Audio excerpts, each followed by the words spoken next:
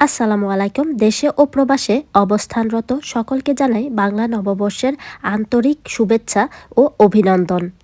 নতুন বছর বয়ে আনুক সুখ, শান্তি, সমৃদ্ধ ও সফলতার বার্তা। পুরনো সকল দুঃখ কষ্ট ভুলে নতুন স্বপ্নের আঙুক আমাদের প্রতিটি দিন। সবাইকে জানাই বৈশাখের শুভেচ্ছা। এই বছর প্রবাসে আমরা কিভাবে বৈশাখী দিনটা কাটালাম সেটাই আজ শেয়ার করব।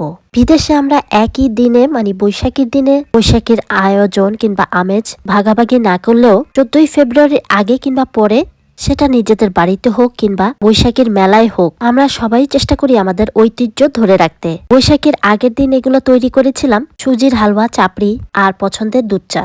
মাটির সেটগুলো আমার মেজবোন দেশ থেকে বৈশাখীর জন্য কিনে রেখেছিল, আর গত বছর আম্মু যখন এসেছিল তখন নিয়ে এসেছিল।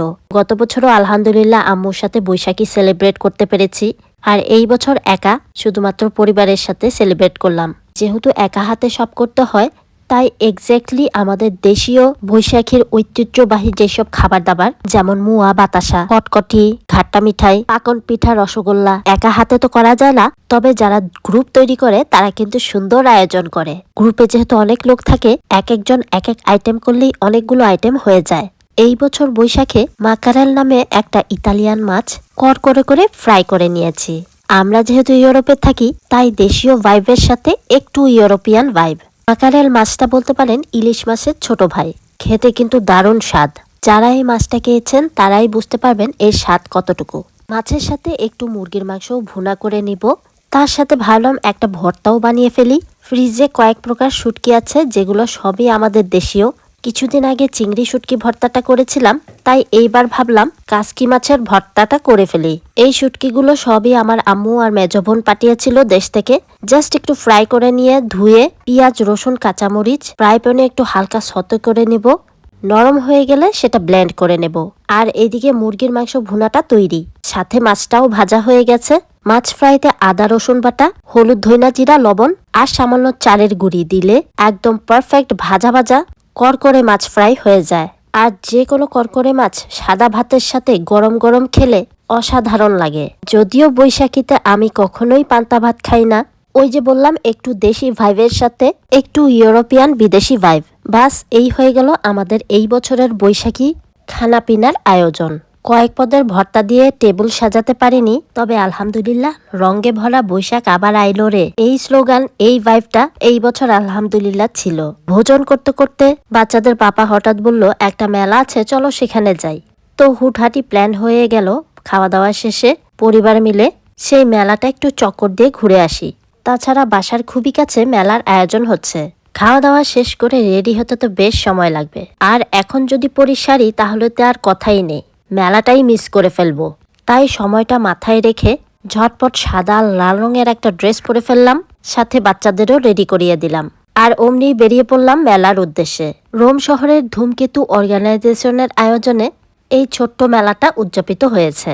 আপনারা তো সবাই জানেন রোম শহরে অনেক অনেক বাঙালি, আর প্রত্যেকেরই ছোট ছোট করে গ্রুপ রয়েছে। প্রতি বছরই ধূমকেতুর আয়োজিত মেলা হয়, এই বছরও ছোট পরিসরে হয়েছে। মেলায় এলেই সবাইকে দেখতে পাই, যাদের সবসময় ভিডিওতে বা সোশ্যাল মিডিয়ায় দেখতে পাই তাদেরকে কাছাকাছি দেখার সুযোগ মেলে এই মেলায়। সকল পরীর মতন সুন্দরী আপুরা, ভাবিরা সাদা লাল রঙের শাড়ি পরে রঙে ভরা বৈশাখের আয়োজনে মেতেছিল।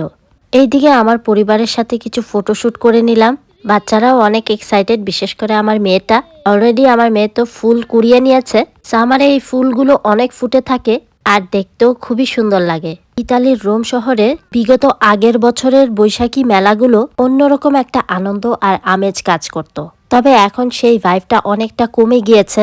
বাঙালি কমিটি অনেকে কমে গিয়েছে, বা পুরান যারা ছিলেন অনেকেই ইতালি ছেড়ে অন্যান্য দেশে চলে গিয়েছেন। তারপরেও আলহামদুলিল্লাহ বাঙালি কমিটির যারা আছেন তারা আপ্রাণ চেষ্টা করে এই ঐতিহ্যগুলো ধরে রাখার। ধূমকেতু আয়োজিত এই বৈশাখী মেলাটা ছোট্ট পরিসরে হয়েছিল।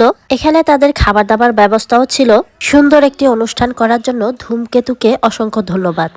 তাছাড়া 2 ইউরো শুভেচ্ছামূলক পান্তা খাওয়া প্রকৃতপক্ষেই ছিল একটি ব্যতিক্রম ধর্মী অনুষ্ঠান। অনুষ্ঠানের আরো কিছু আয়োজনের অংশ ছিল, যেমন বাচ্চাদের অঙ্কন, ভাবি বা আপুদের বালিশ খেলা। মোট কথা একটা অনুষ্ঠানে সকলে মিলে যেই কাজ করা হয় সেই অনুষ্ঠানগুলো সুন্দরভাবে উপস্থাপনা করা হয়। সবাই এই সংগঠনে অংশগ্রহণ করেছে এই সংগঠনের প্রতি বিশ্বাস রেখে পরিচ্ছন্ন শালীন শ্রদ্ধা ও সম্মান সহ আদর তথা ভালোবাসা পাওয়ার লক্ষ্যে। যারা যারা অনুষ্ঠানের খেলায় অংশগ্রহণ করেছিলেন তাদের জন্য ছিল পুরস্কার। ধূমকেতু সংগঠনের আয়োজিত এই মেলাটা হয়েছিল রোম শহরের ভিয়া কাসিলিনা কিংকুয়ে স্যান্তো ডিসানove তর্পিনা তারা।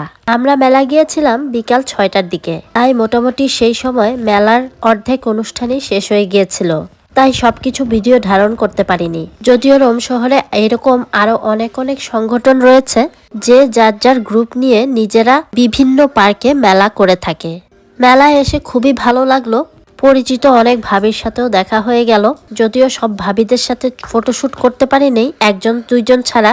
মেলায় বেশ কয়েকটা ফ্যামিলি ফটোশুট করে নিয়েছিলাম। দীর্ঘ 1 বছর পর বৈশাখী মেলায় আসলে দেখা যায় পরিচিত পুরানো অনেক মানুষের সাথে দেখা হয়ে যায়, তাদের সাথে বিগত 1 বছরও দেখা হয় না।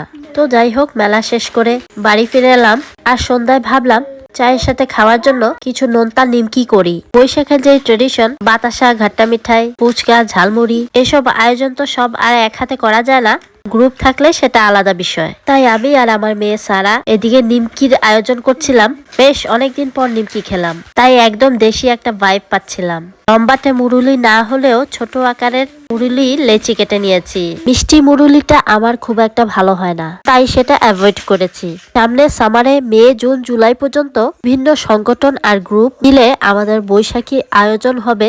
যদিও সব মেলায় যাওয়া সম্ভব না, তবে সামনে কোনো মেলায় গেলে অবশ্যই আপনাদের সাথে শেয়ার করব। আর হ্যাঁ, যেসব আপুদের বৈশাখী মেলার শাড়ি লাগবে তারা কিন্তু অবশ্যই আমার সান্তাস কালেকশন পেজটা ঘুরে আসতে ভুলবেন না। সবাইকে অসংখ্য ধন্যবাদ আমার বিজনেস পেজের পাশে থাকার জন্য। চেষ্টা করব সামনে আপনাদের মন পছন্দের আর কোয়ালিটিফুল পণ্য আপনাদের মাঝে উপহার দিতে, আর সান্তাস কালেকশনে সব টাপের কালেকশনস গুলা রাখার চেষ্টা করব। সবার বৈশাখীর দিনটা কেমন কাটালেন অবশ্যই কমেন্টস করে জানাবেন। চা খেতে খেতে এবার বিদায় নিয়ে নেই। সবাই ভালো, সুস্থ আর নিরাপদে থাকবেন, আর আমার ছোট্ট পরিবারটার জন্য দোয়া করবেন। লাইক, ফলো, শেয়ার, সাবস্ক্রাইব করে পাশেই থাকবেন। ইনশাল্লাহ দেখা হবে নেক্সট ব্লগে। টিল দেন, আল্লাহ হাফেজ, আসসালামু আলাইকুম। সবাইকে আবারও বৈশাখের শুভেচ্ছা, সবাইকে শুভ নববর্ষ। Thanks for watching.